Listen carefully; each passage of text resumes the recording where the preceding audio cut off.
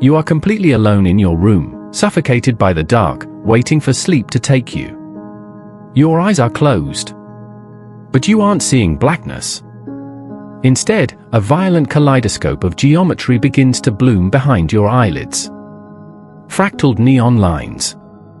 Swirling, chaotic static.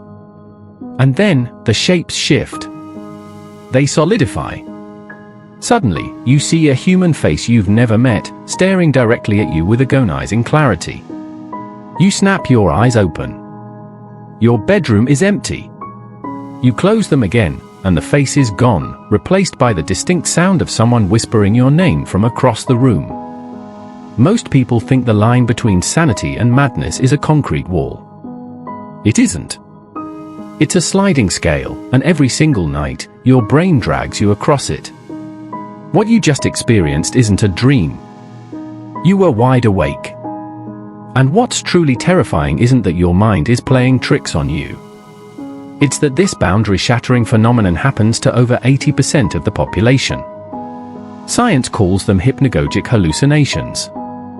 But the clinical name is a shield, a comfortable lie we tell ourselves to avoid a much darker, psychological reality. Because when you enter the twilight zone between wakefulness and sleep, your brain doesn't just hallucinate. It unravels. To understand why your own mind betrays you the moment the lights go out, we have to look at what happens when the command center goes rogue. During the day, your brain is a strict dictator. Your prefrontal cortex filters out the noise, keeping reality stable, predictable, and safe. It tells you what is real and what is irrelevant. But as you drift toward sleep, the dictator falls asleep first. The neurochemicals that anchor you to consensus reality, like serotonin and norepinephrine, begin to rapidly drain from your system. But here is where the first unsettling twist occurs.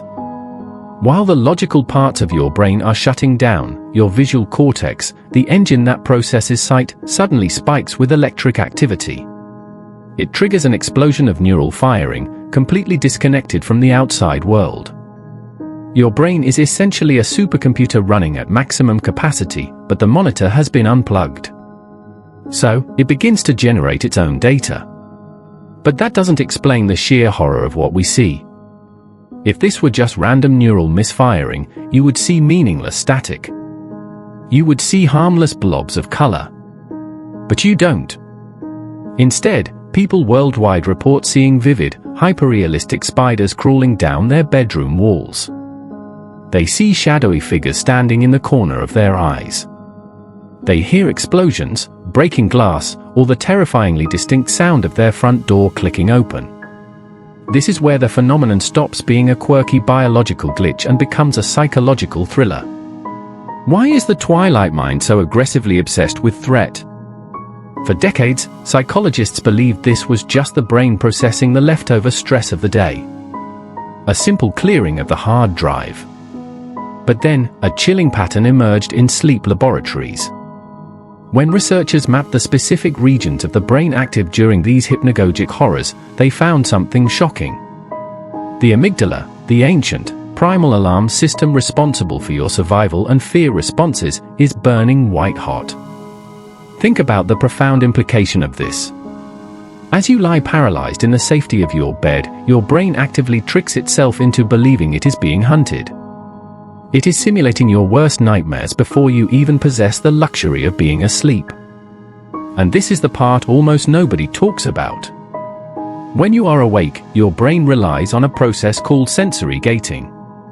It's a neurological velvet rope that bars entry to all the chaotic, subconscious static constantly brewing in your head. Without sensory gating, you would hear your own organs functioning. You would see the microscopic floaters in your eyes as massive obstacles. You would go mad within minutes. But during hypnagogia, the velvet rope drops. The terrifying faces, the disembodied voices, the feeling of falling through your mattress, they aren't being created in that moment. They are always there. They are the background radiation of your subconscious mind, running 24 hours a day, 7 days a week.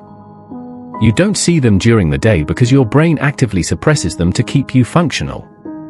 Which means, when you look into the dark before sleep, you aren't looking at a breakdown of your mind.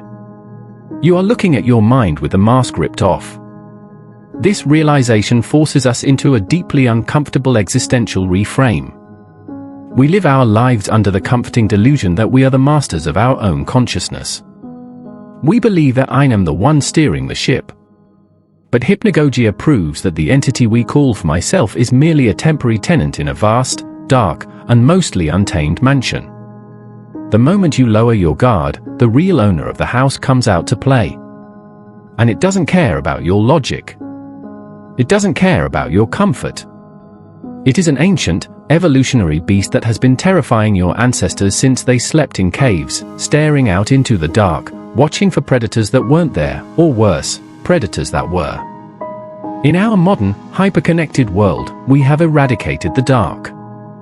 We have bathed our nights in the artificial blue light of screens, desperately trying to stretch the day, desperately trying to stay in control. We flee from silence. We distract ourselves from isolation. But why? Perhaps it's because, deep down, we know what is waiting for us when the distractions stop. We know that the transition from the conscious world to the dream world requires us to walk through a psychological gauntlet. A place where reality bends, where time stretches, and where the line between what is real and what is imagined dissolves into nothingness. This isn't really about a biological glitch or an overactive visual cortex. It's about the fundamental fragility of human perception. It is a nightly reminder that the world we think we know is entirely manufactured by a fragile web of chemicals inside our skulls. Alter the chemistry by just a fraction, delay sleep by just a few hours, and your safe, predictable reality shatters into a psychological house of horrors. So tonight, when you turn off the lights and lay your head on the pillow, remember what is waiting for you in the twilight. Do not fight the shapes. Do not panic at the whispers. They are simply the parts of you that you spent all day trying to forget. And as you finally close your eyes, bracing for the shadows to shift, ask yourself the ultimate question. When you look into the dark and see something staring back, are you really sure you're the one doing the looking?